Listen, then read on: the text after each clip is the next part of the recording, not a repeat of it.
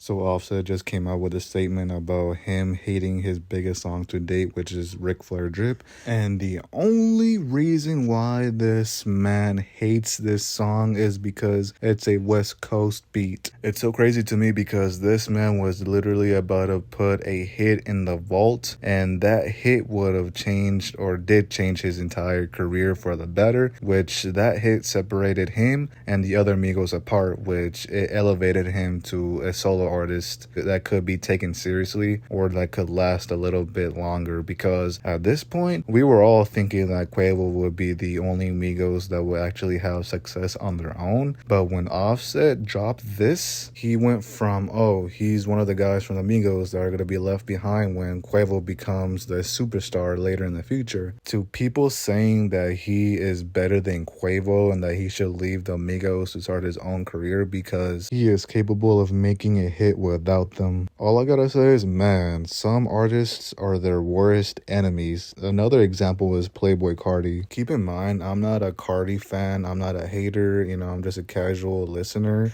But a lot of his songs are ass, I ain't gonna lie. But every time I scroll to Twitter or even TikTok at that, I hear some of his songs, but like a sped up version or some type of remix, right? And so I go to the comments on the video that I saw to see what's the name of the song. There's people saying, oh, it's by Playboi Carti, and I'm like, all right, let me search it out on YouTube, and guess what? It's fucking unreleased. It's a leak. And I'm like, seriously, dude? Like, why didn't you release this? Just imagine how much good music is in these artists' vaults because they just don't like it for some reason, even though they're probably either hits and classics. Then again, it's really hard to tell because some of these rappers' vaults are pretty trash and they should stay there for eternity. It's really hard to tell. And that being said, just imagine if this song didn't release, because this is a 6-time platinum hit. Even 21 Savage knew if it was gonna be a hit, so he literally included himself in the title and he showed up to the music video because he wanted to be a part of that hit. I just find it funny how this man hated that song and despised it, but still showed up to the music video for it and just vibed along with a WWE superstar and a legendary producer.